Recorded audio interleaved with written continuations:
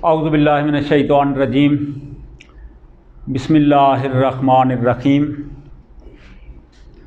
اللہم صلی علی سیدنا و مولانا محمد وعلی آل سیدنا و مولانا محمد وبارک وسلم وصلی علیہ رب یسر ولا تعسر وتمم بالخیر وبک نستغیث۔ عزیز طلباء،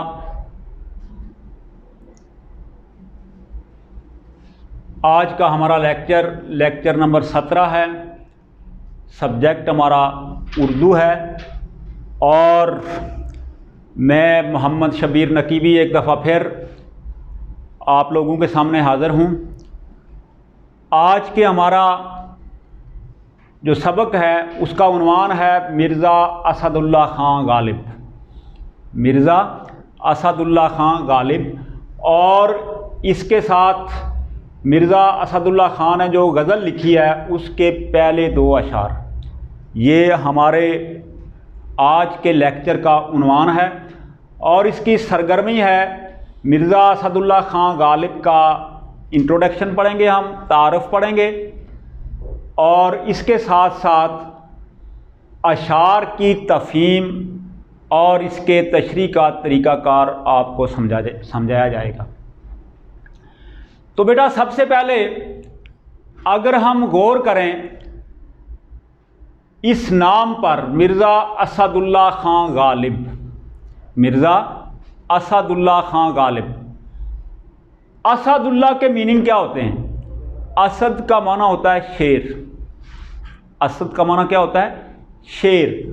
اور جب اس کے ساتھ لفظ اللہ کو شامل کیا اسد اللہ، تو اس کا مطلب کیا ہوگا؟ اللہ کا شیر، اللہ کا شیر۔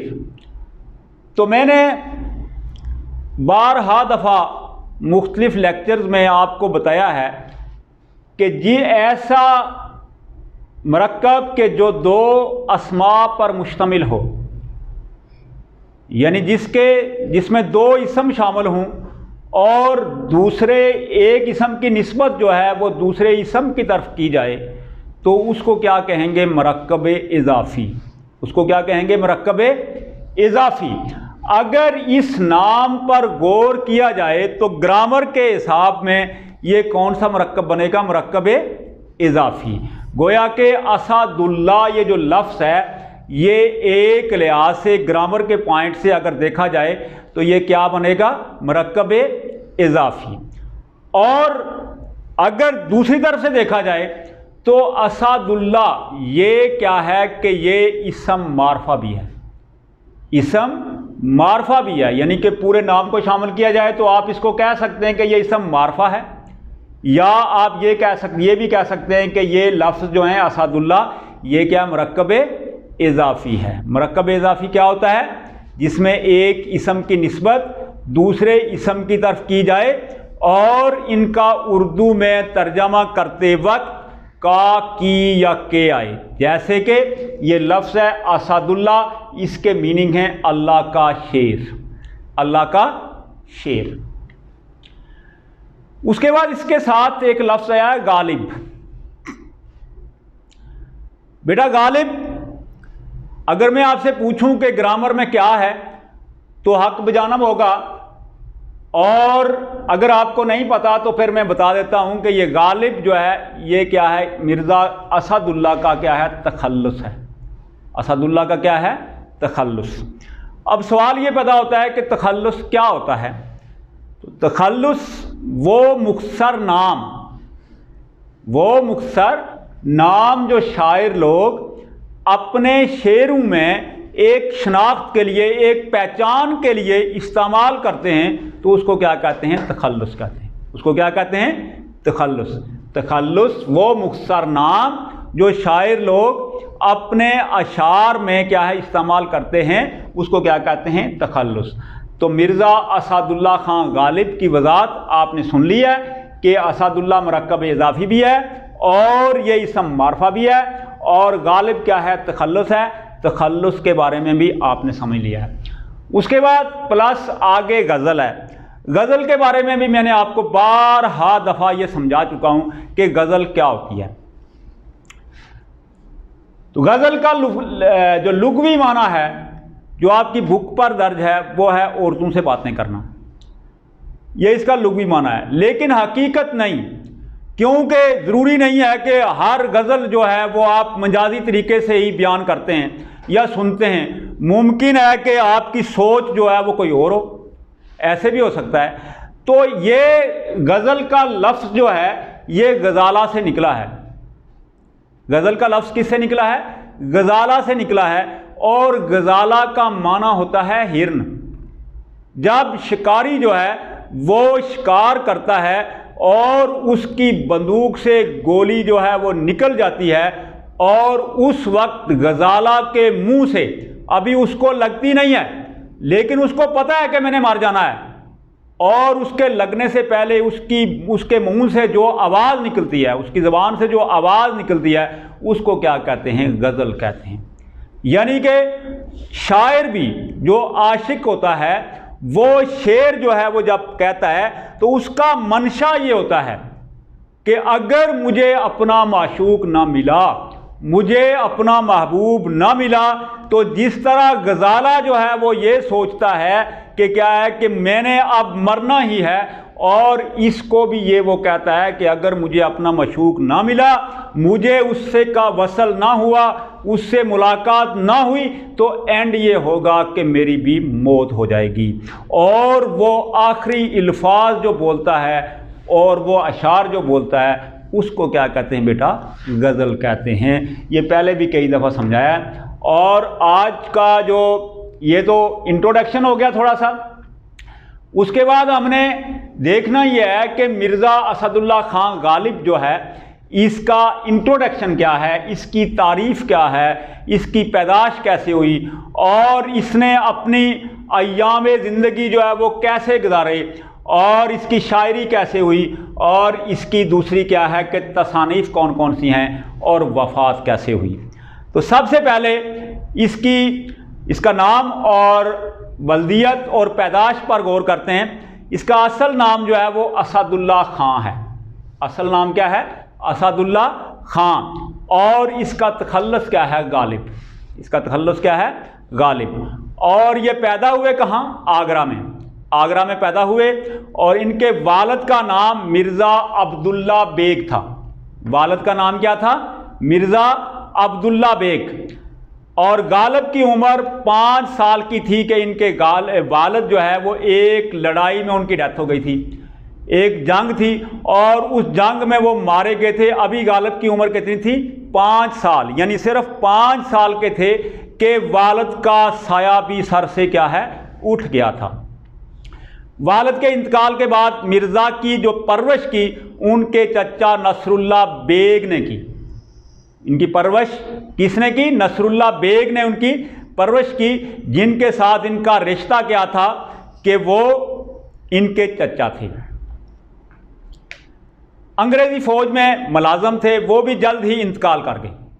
فوج میں ملازم تھے اور وہ بھی جلدی ہی اس دنیا سے رخصت ہو گئے۔ اس کے بعد یہ اپنی والدہ کے ساتھ دلی آ گئے۔ بچپن میں انہوں نے شیخ معظم سے تعلیم پائی، بعد میں انہوں نے عبد الصمد سے فارسی میں مہارت حاصل کی۔ یعنی کہ گویا کہ کیا ہوا کہ عبد الصمد بھی ان کے استاد ہیں اور شیخ معظم بھی ان کے اساتذہ میں ہیں۔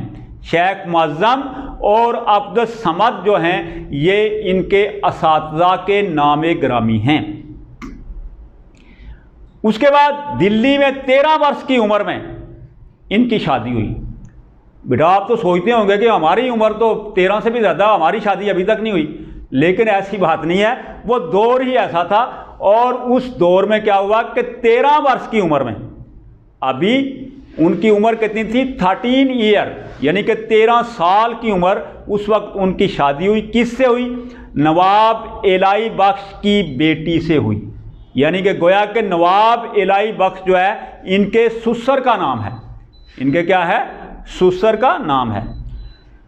مرزا غالب کو پینشن ملتی تھی، جس کے اضافے کے لیے انہوں نے کلکتے کا سفر بھی کیا، مگر اس میں اضافہ نہ ہوا۔ بہت کوشش کی، جد و جہد کی، مختلف جو ہے وہ سفر کیے، مختلف دفاتر میں چکر لگائے، لیکن پینشن میں اضافہ نہ ہوا، اور معاشی تنگ دستی کی وجہ سے 1850 میں انہوں نے ایک بادشاہ کی ملازمت اختیار کر لی. یعنی کیا ہے، روزمرہ کا سسٹم تو چلانا تھا، تو اس سسٹم کو چلانے کے لیے کیا ہے 1850 کو یعنی 1850 کو انہوں نے کیا ہے بادشاہ کی ملازمت اختیار کر لی. لیکن 1857 میں جنگ آزادی کی وجہ سے پینشن بھی بند ہو گئی. 1857 جب آیا تو کیا ہے پینشن بھی بند ہو گئی، ختم ہو گئی، اور شاہی ملازمت بھی ختم ہو گئی. نواب یوسف علی خان والی رامپور نے 100 روپیہ ماہوار وظیفہ مقرر کیا. دور کے مطابق 100 روپیہ جو ہے وہ کافی بڑی رقم تھی، لیکن کیا ہے جو رامپور کا سربراہ تھا والی رامپور، اس نے 100 روپیہ وظیفہ مقرر کر دیا، جو جب تک ان کی زندگی رہی اس وقت تک وہ وظیفہ چلتا رہا. اور اس کے بعد ہے غالب کی شاعری. تو غالب نے کیا ہے اردو اور فارسی دونوں زبانوں میں شاعری کی. اردو اور فارسی کیا ہے دونوں زبانوں میں شاعری کی. اور غالب کی اہم تصانیف جو ہیں وہ ان میں دیوان غالب آتا ہے، دیوان فارسی آتا ہے، اور گل رانا، کات برہان، لطائف غیبی، قادر نامہ، عود ہندی، اردو معلی. یعنی کہ یہ چند تصانیف ہیں جو غالب نے لکھی ہیں.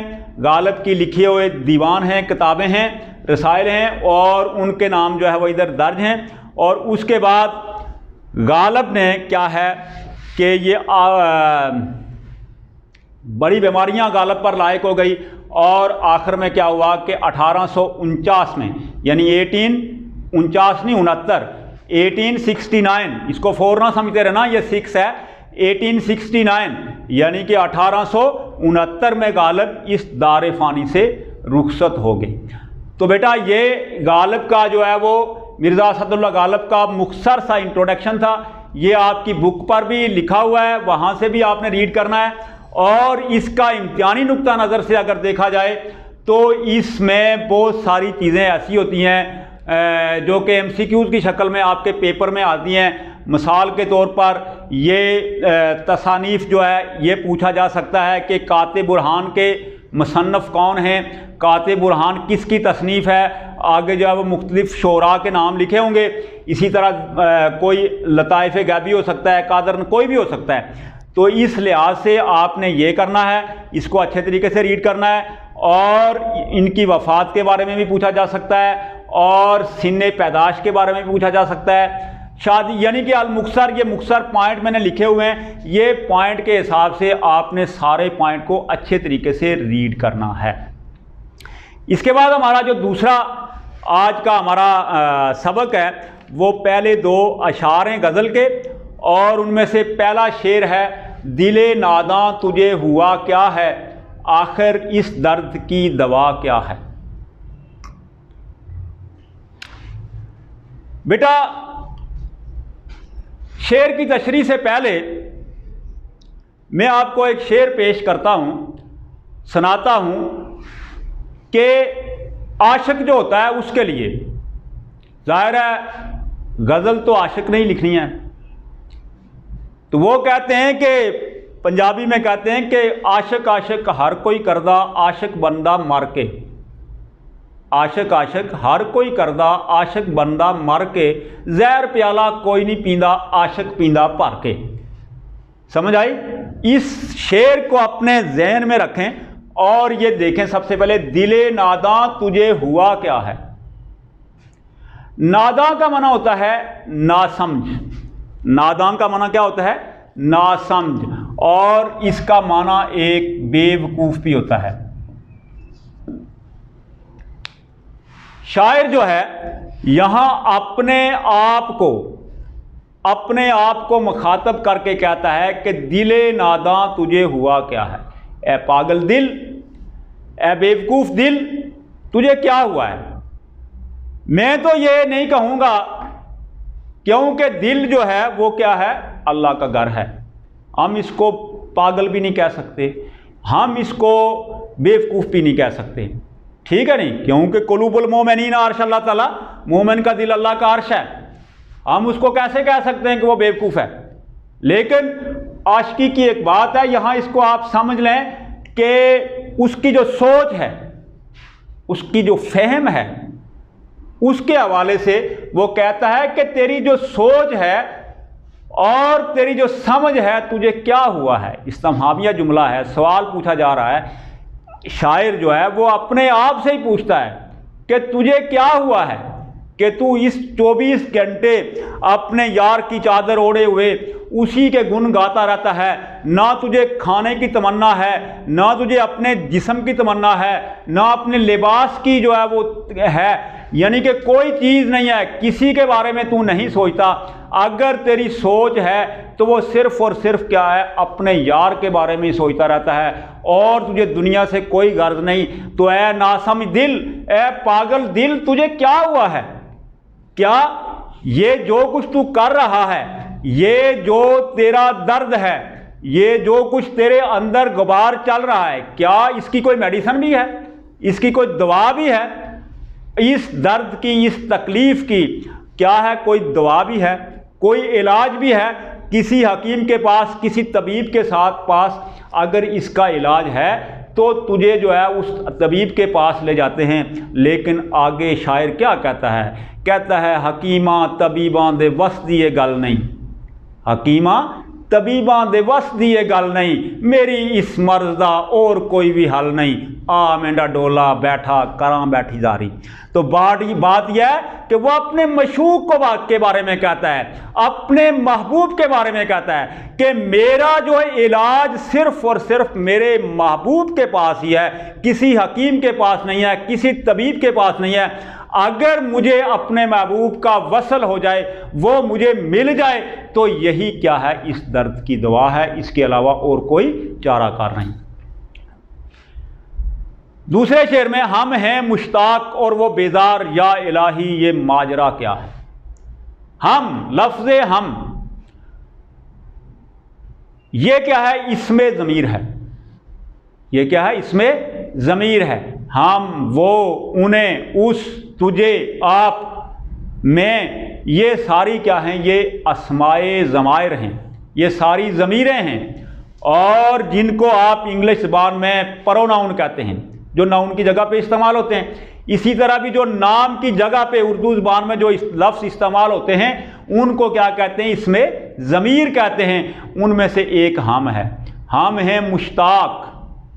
مشتاق کا معنی شوق ہونا، چاہنا، کسی کو اشتیاق رکھنا، اور یہ لفظ مشتاق جو ہے یہ اس میں فاعل کا صیغہ ہے۔ یہ کس کا صیغہ ہے؟ اس میں فاعل کا۔ فاعل کیا ہوتا ہے؟ فاعل کام کرنے والے کو کہتے ہیں۔ فاعل کیا ہوتا ہے؟ کام کرنے والا۔ مثلا اس وقت میں آپ کو پڑھا رہا ہوں تو میں فاعل ہوں۔ میں کیا ہوں؟ فاعل ہوں۔ کام کرنے والے کو کیا کہتے ہیں؟ فاعل کہتے ہیں۔ تو یہ گرامر کے لحاظ سے کیا اس میں فاعل ہے۔ اس کے میننگ ہے شوق ہونا۔ اور وہ بیزار، بیزار کا معنی اکتانا، اکتاہٹ محسوس کرنا، یعنی کسی سے نفرت کرنا۔ تو شاعر یہاں کہتا ہے کہ ہم ہیں مشتاق اور وہ بیزار۔ دیکھیں نا، زمانے کا یہ اصول ہے کہ آپ اگر کسی سے اچھا برتاؤ کرتے ہیں تو چاہیے کہ وہ بھی آپ سے اچھا برتاؤ کرے۔ اسلامی قانون بھی ہے، اللہ بھی فرماتا ہے اگر تم میری طرف ایک قدم چل کے آؤ گے تو میں 10 قدم چل کے آؤں گا، یعنی کہ جوابی کارروائی۔ قرآن میں اللہ کہتا ہے فاذکرونی اذکرکم، تم مجھے یاد کرو گے میں تمہیں یاد کروں گا۔ یعنی یہ دستور ہے، اسلام کا بھی دستور ہے اور معاشرے کا، دنیا کا بھی دستور ہے۔ انہوں تو ایسے چاہیے کہ اگر ہم اپنے محبوب کا شوق رکھتے ہیں تو اس کو بھی چاہیے کہ وہ ہمارا شوق رکھے۔ اگر ہم اس سے محبت کرتے ہیں تو اس کو بھی چاہیے کہ وہ ہمارے ساتھ محبت کرے۔ لیکن معاملہ یہاں کیا ہے؟ الٹ ہے۔ شاعر کہتا ہے ہم ہیں بیزار، ہم ہیں کیا؟ بیزار۔ ہم ہیں مشتاق اور وہ بیزار۔ ہم ہیں مشتاق اور وہ بیزار، یعنی کہ ہم اپنے محبوب کو ملنے کے خواہاں ہیں۔ اب ہم اپنے محبوب سے ملنے کی تڑپ رکھتے ہیں، ہمارے اندر ایک جنون سوار ہے، ہم یہ سوچتے ہیں کہ ہم اپنے محبوب سے ملیں، اس سے دھیمی دھیمی باتیں کریں، اپنے آہ و فغاں بیان کریں، اپنے حالات کو بیان کریں، لیکن وہ کیا ہے کہ وہ ہم سے اکتایا ہوا ہے، تنگ آیا ہوا ہے، وہ ہمیں ملنا نہیں چاہتا۔ اور اللہ رب العزت سے شاعر پوچھتا ہے یا الہی یہ ماجرا کیا ہے، یہ قصہ کیا ہے، یہ کہانی کیا ہے؟ زمانے کا دستور تو یہ ہے کہ ایک جیسا کسی سے سلوک کرو گے اس سے بہتر وہ سلوک کرے گا، لیکن ہمارا دستور یہاں الٹ ہے کہ ہم اپنے محبوب کو ملنے کی تمنا رکھتے ہیں، دل میں شوق رکھتے ہیں کہ ہم اس سے ملیں، اور وہ ہمارے سے تنگ آ گیا ہے، بیزار ہے، اور یا الہی یہ ماجرا کیا ہے، یہ قصہ کیا ہے، یہ کہانی کیا ہے۔ تو یہاں شاعر کیا خوب کہا، میر تقی میر کا شعر ہے، وہ کہتا ہے کہ بے نیازی اپنے محبوب کے لیے ہی کہتا ہے، یہاں بھی وہ فٹ آتا ہے شعر کہ بے نیازی حد سے گزری بندہ پرور کب تلک، بے نیازی حد سے گزری بندہ پرور کب تلک، ہم کہیں گے حال دل وہ فرمائیں گے کیا۔ یعنی اس کا مطلب یہ ہے کہ میں اپنے محبوب کے پاس جاتا ہوں، جا کے سارا ماجرا بیان کرتا ہوں، ساری باتیں بیان کرتا ہوں، لیکن وہ مجھ سے اتنا اکتایا ہوا ہے کہ جب میں اپنی بات کو ختم کر دیتا ہوں تو اینڈ پر وہ کہتا ہے سوری کیا کہا آپ نے۔